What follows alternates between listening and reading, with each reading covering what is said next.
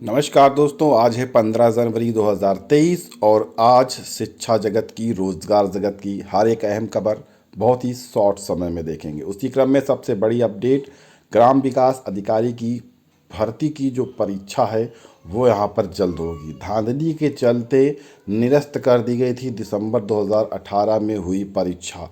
14 लाख से ज़्यादा अभ्यर्थियों को इस परीक्षा का इंतज़ार है और इसको लेकर कई बार जो छात्र हैं वो यूपी ट्रिपल एससी पे धरना प्रदर्शन भी किए, लेकिन अब इनका जो इंतज़ार है वो समाप्त होने जा रहा है, क्योंकि अवनीश कुमार सक्सेना हैं, सचिव हैं यूपी ट्रिपल एससी के।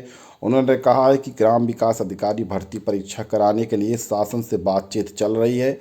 आयोग का प्रयास है कि अभ्यर्थियों को जल्द चयन का मौका मिल जाए।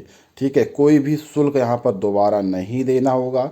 जो आपने शुल्क दिया है उसी के आधार पर इस परीक्षा में आप बैठ पाएंगे। बताया गया है कि 2018 में 1557 ये विकास अधिकारियों की, ग्राम विकास अधिकारियों की भर्ती है। ठीक है, अब इसमें से ये जो सिलेक्शन की प्रक्रिया है यहाँ पर होनी है, तो अच्छी अपडेट है, जल्दी परीक्षा तारीखों की घोषणा हो जाएगी। सीजीएल 21 से अब अच्छी अपडेट है, क्योंकि 7,633 पदों पर यह भर्ती होगी। कर्मचारी चयन आयोग ने संभावित पदों का ब्यौरा दे दिया है। बताया है कि इसमें से ओबीसी के 1833 पद हैं और ईडब्ल्यूएस के 890 के आसपास पद बताए गए। ये संभावित पदों की संख्या है, इसमें पदों की संख्या घट या बढ़ भी सकती है। यहाँ पर टैक्स असिस्टेंट के 1138 बताए गए हैं। ठीक है, इंस्पेक्टर इनकम टैक्स के 355 ऐसे पदों को यहाँ पर डिवाइड किया गया है। वहीं पर सेंट्रल में भी इनको डिवाइड किया गया है, बहुत सारे पद हैं। ठीक है, अलग अलग तरह के, तो इनको आप यहाँ पर स्क्रीन पर देख सकते हैं। तो इन पदों पर जो जॉब है वो जल्द ही दी जाएगी। उत्तर प्रदेश की 69,000 शिक्षक भर्ती में लगातार नए नए विवाद देखने को मिलते हैं और इसी क्रम में एक और नई अपडेट देखने को मिली।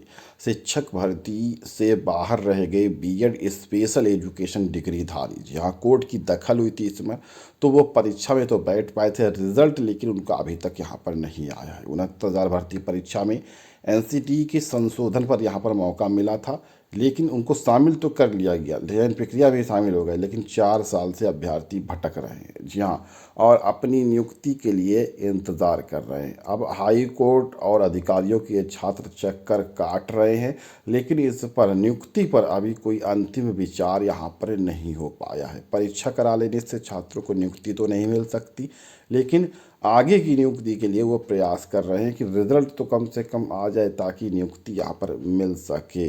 तो अब इसके लिए कितना उनको प्रयास करना पड़ेगा ये कुछ नहीं कह सकते, क्योंकि भर्ती प्रक्रिया लगभग पूरी हो चुकी है, सीटों की कमी भी हो चुकी है, क्योंकि बहुत सारे 69,000 शिक्षक भर्ती में मामले आ रहे हैं, चाहे वो आंसर की हो, चाहे 6800 वाला मामला हो, अब ये स्पेशल एजुकेशन बीएड वाला भी मामला है, तो इनके भी हज़ारों छात्र होंगे, तो कहाँ तक इनको भर्ती किया जाएगा। तो इसलिए इस पर सुनवाई भी अभी नहीं हो रही है। क्रेट 2022 के लिए आवेदन की जो प्रक्रिया है वो फरवरी में शुरू कर दी जाएगी। बताया गया कि जिन विभागों में नियुक्ति हो चुकी है उनसे 17 जनवरी तक सीटों का जो ब्यौरा है वो मांगा गया है और फरवरी से इसके लिए आवेदन लिए जाने की तैयारी शुरू कर दी गई है। अब उत्तर प्रदेश में एक और नई भर्ती देखने को मिलेगी। जी हाँ, पशु चिकित्सकों की भी भर्ती अब मेडिकल कॉलेजों में की जाएगी। लगभग 35 मेडिकल कॉलेजों का संचालन करने के लिए यह भर्ती की जाएगी, जहां पर जानवरों के दवाओं के प्रभाव को चेक करेंगे ये डॉक्टर्स।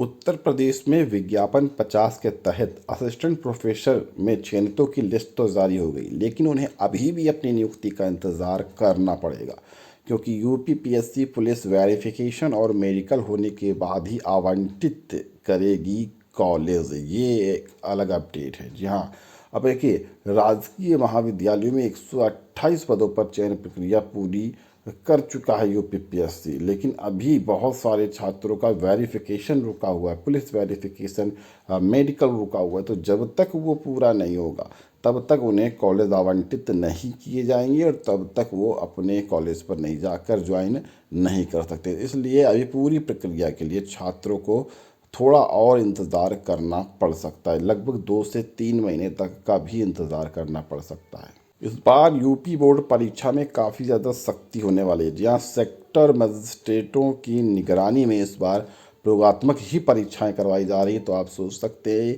कि जो लिखित परीक्षाएं होंगी इसमें कितनी ज़्यादा सख्ती इस बार होने वाली है। उत्तर प्रदेश में पढ़ाई करने वाले छात्रों के लिए अच्छी अपडेट है, क्योंकि इस साल 10 लाख विद्यार्थियों को ही मिल पाएंगे टैबलेट और स्मार्टफोन। इस बार फिर से वितरित किए जाएंगे टैबलेट और स्मार्टफोन। 5 साल में 2 करोड़ विद्यार्थियों को टैबलेट और स्मार्टफोन देने का जो लक्ष्य था, वो इस बार 10 लाख अभ्यर्थियों को यानी 2023 में दिया जाएगा। अगर अंतिम वर्ष के छात्रों को यहाँ पर इस बार प्राथमिकता दी जाएगी, चाहे वो आईटी के हों, चाहे अन्य किसी तरह की पढ़ाई कर रहे हो, तो जो अंतिम वर्ष में होंगे उनको इस बार प्राथमिकता देते हुए 10 लाख छात्रों को ये चीज़ें बांटी जाएंगी। एक चीज़ और है कि इस बार उत्तर प्रदेश के यानी यूपी बोर्ड परीक्षा में प्रवेश पत्र से पहले ही रोल नंबर जारी कर दिया जाएगा। जी हाँ, ये चीज़ अच्छी है कि यहाँ पर रोल नंबर आपको पहले पता चल जाएगा। अब किस तरह से पता चलेगा अभी ये क्लियर नहीं है, लेकिन इसके बाद आपको प्रवेश पत्र यहाँ पर देखने को मिलेंगे। वहीं पर यूपी में प्री बोर्ड की परीक्षाएं कल से शुरू होने जा रही हैं। दिल्ली विश्वविद्यालय में यूजी और पीजी में अगर आप दाखिला लेना चाहते हैं तो अप्रैल से मई में ये प्रक्रिया शुरू होने के आसार है। साथ में दिल्ली विश्वविद्यालय ने गाइडलाइन के तहत नए दाखिले समिति का भी गठन कर दिया है। वहीं पर अपडेट देखने को मिली है कि उत्तर प्रदेश के यशस्वी मुख्यमंत्री योगी आदित्यनाथ जी जनवरी से मार्च के बीच में छात्रों को नौकरियों की सौगात देने वाले हैं। जहाँ 3 महीने में बड़े पैमाने पर होंगे नियुक्ति पत्र वितरण कार्यक्रम, ये यहाँ पर लक्ष्य रखा गया। विभिन्न विभागों की जो प्रक्रियाएं रुकी हैं उन सभी को शुरू किया जाएगा और इन सभी में जल्द से जल्द नियुक्तियां इन 3 महीनों में वितरित की जाएंगी। यानी काफ़ी ज़्यादा छात्रों को इन 3 महीनों में नियुक्ति पत्र मिलने वाले हैं, जिनकी प्रक्रियाएं लगभग पूर्ण हो चुकी है, लेकिन नियुक्ति पर वितरण करने का जो कार्य है वो रुका हुआ है।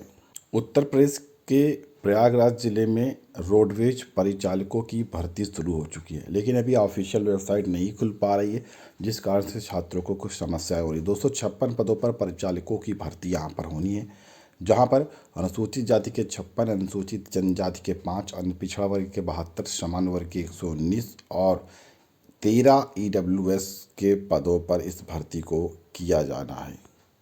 वहीं पर संचार मंत्रालय के आदेश का हवाला दिया गया था कि वीआरएस कर्मी भी अनुबंध पर नौकरी का हकदार है। इस पर नई दिल्ली से अपडेट। उच्च न्यायालय ने एक महत्वपूर्ण फैसले में भी ये कहा है। सीआईएसएफ में भर्ती निकली है 451 पदों पर। जी हाँ, पुरुष की ये भर्ती है, जहाँ पर कांस्टेबल ड्राइवर के पद खाली है।